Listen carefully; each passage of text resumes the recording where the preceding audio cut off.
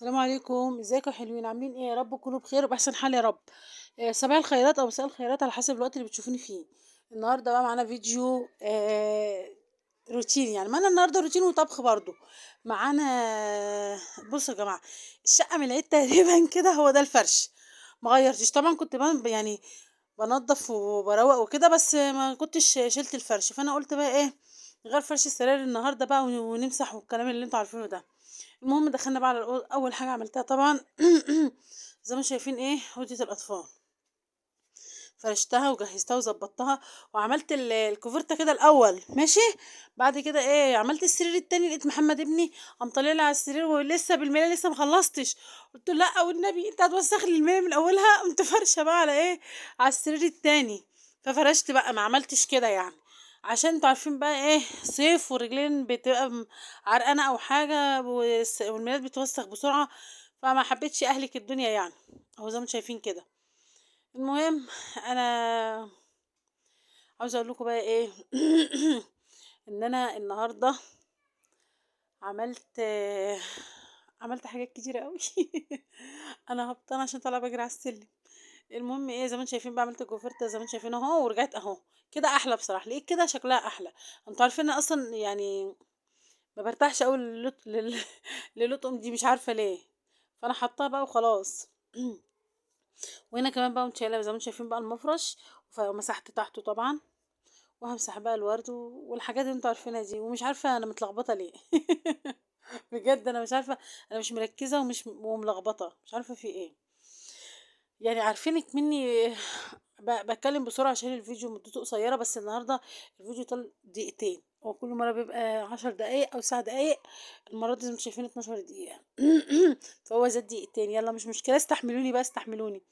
أنا حاولت على قد ما أقدر إن أنا أجري الفيديوهات، بس كده أقصى حاجة يعني بصراحة.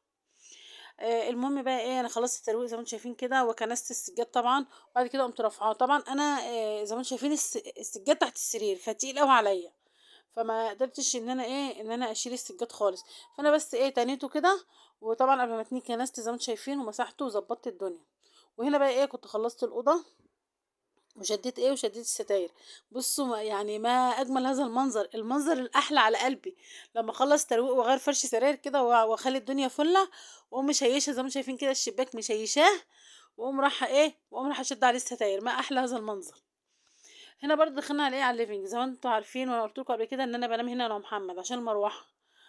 فدخلنا بقى عشان نروق زي ما انتم شايفين اهو. هشيل بقى الحاجه من على الارض كده.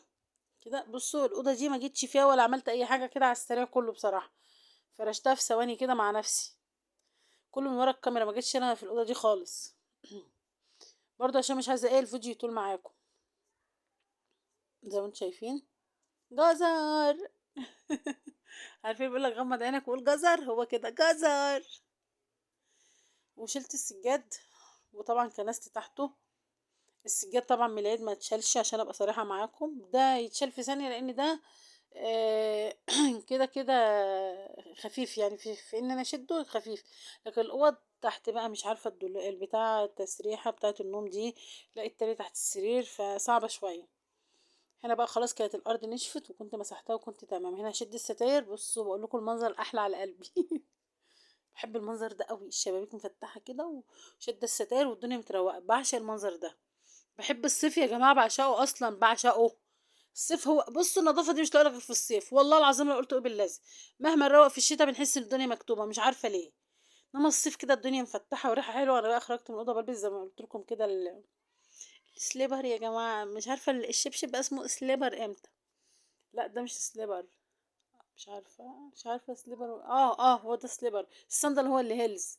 يعني مصطلحات غريبه يا شباب المهم ايه هنا بس انا شايفين برضو خرجت عملت برضو ايه الحركه دي هنا كمان. قلت مش عايزه ايه اطول بس معاكم الفيديو. زي ما انتم شايفين كده لميت بقى الغسيل كله ودخلته في الغساله، وطبعا كالعاده والله كله اتغسل وبقى على الحبل اهو منشور بره، انا بسجله وانا على السطح والغسيل بره اهو منشور على الحبل. هنا طبعا لميت بقى وغسلت ونفضت برضو الحافظه، وهنا كنت برفع الستاره عشان انا مسيق الميه ما تجيش عليها.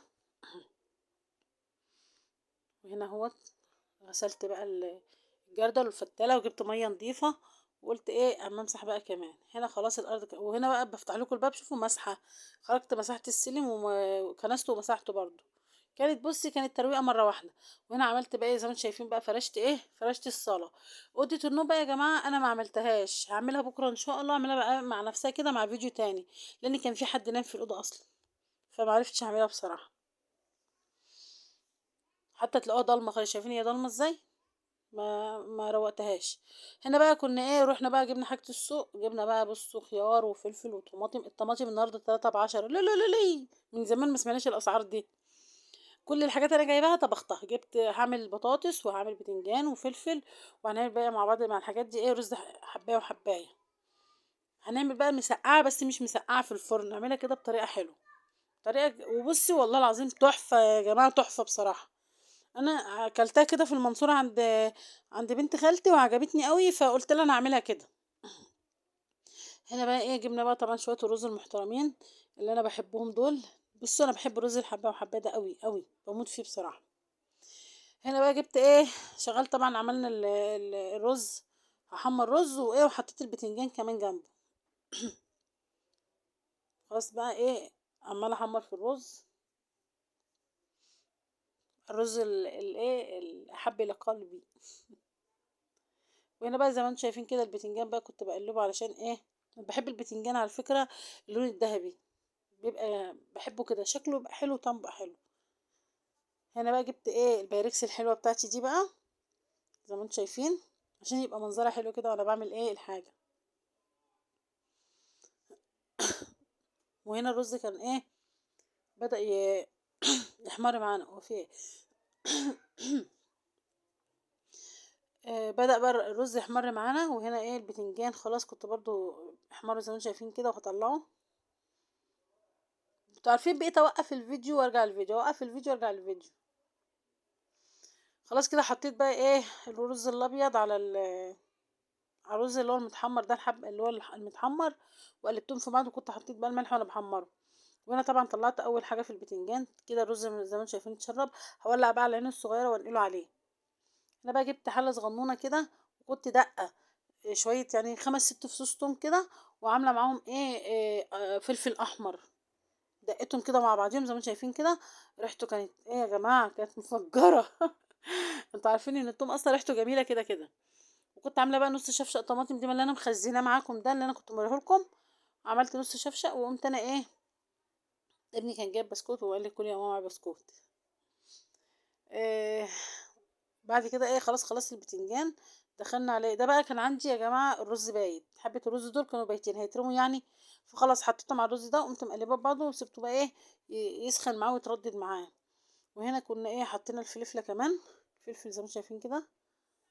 حطينا بقى ايه معاه شويه فلفل بيحرق كده عشان ايه يحلي الاكله طبعا. الاكل كان طعمه والله العظيم مش انا عاملاه الاكل كان جميل قوي وكمان مشطشط كده. المسقعه بتحرق. والبتاع ده والسلطه بتحرق. وايه والبطاطس كمان. بصوا الاكل لازم يكون فيه شويه حرقان كده بصوا حرقان حرقان كده ايه. يحلوا الاكله كده فاهمين لازم الاكل يعني مشطشط يا جماعه مشطشط. وهنا بقى ايه. كنت خلاص الطماطم خلاص اتسبكت قمت حاطه فيها شويه خل محترمين كده.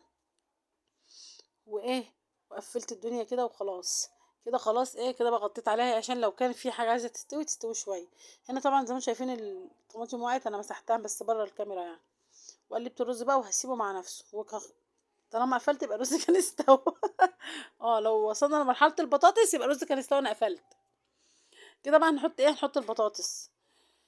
هعمل معاكم بقى يا جماعة دلوقتي المهلبية الأحب والأروع والأجمل على قلبي اللي هي إيه مهلبية القرع العسل أنا بصوا المهلبية عندي قرع عسل. المحشي عندي هو ورق العنب السمك عندي هو المكاريل. هو كده يعني حاجات المفضلات عندي. كان عندي نص كيلو لبن. بعد جبت كمان نص كيلو.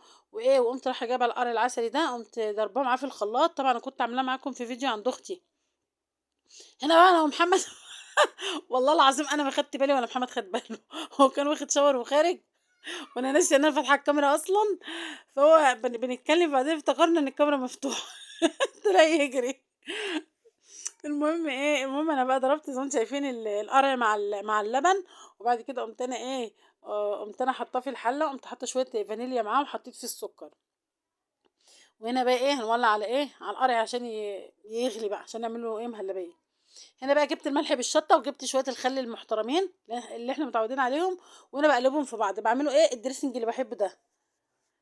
ماشي. بحب انا الخلطه دي قوي على على الحاجات على الاكل بصراحه، بتدي الاكل طعامه كده غير عاديه يا جماعه. بصوا شطه شطه شطه يعني حاجات كده تحفه. اهو شايفين غرقته شطه، والله العظيم غرقته شطه وكان كله. وهنا بقى ايه كنت بعمل اسمها ايه السلطه كمان عملتها. ومحمد بقى بوريكم الابيض ده كان محمد راح جاب لي نشا عشان ما كانش عندي نشا. وخلاص وحطيت برضو من نفس الخلطه شطه شطه حطيت شطه برضو كمان. وهنا بقى ايه وركنت بقى الحاجه اللي اتعملت خلاص. هنا بقى إيه جبت ايه بص 3 معالق دقيق و3 معالق نشا. يا جماعه المهلبيه بتاع القرع دي حطوا لها دقيق وعلى ضمانتي، حطوا لها دقيق. والله بنت خالتي كلمتني من مصر مخصوص من القاهره تقول لي يا هبه انا بعملها على طول بس ما بعملهاش بدقيق. قلت لها بصي ستي الله يرحمها كانت بتعمل كده انا متعلماها كده. قالت لا خلاص طالما ستي كانت بتعملها كده هعملها. قلت لها ماشي. فهي هتعجبكم قوي قوي بس تحطوا لها دقيق اسمعوا بس الكلام.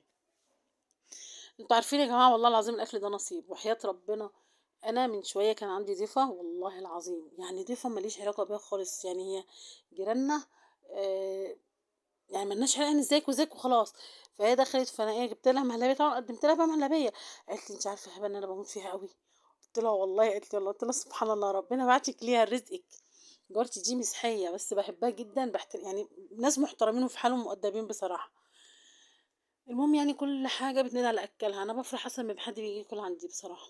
بفرح بس انت عارفين يعني بفرح المهم بقى احنا في الفيديو هيخلص خلاص.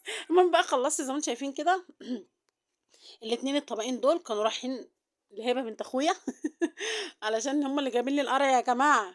بعت لها طبقين. وهنا بقى كان الاكل بتاعنا خلص وكانت الليله خلصت وروقت طبعا مطبخي وروقت الشقه بقت بقيت زي الفل. الفيديو بتاعنا خلص ويلا باي تصبحوا على خير سلام.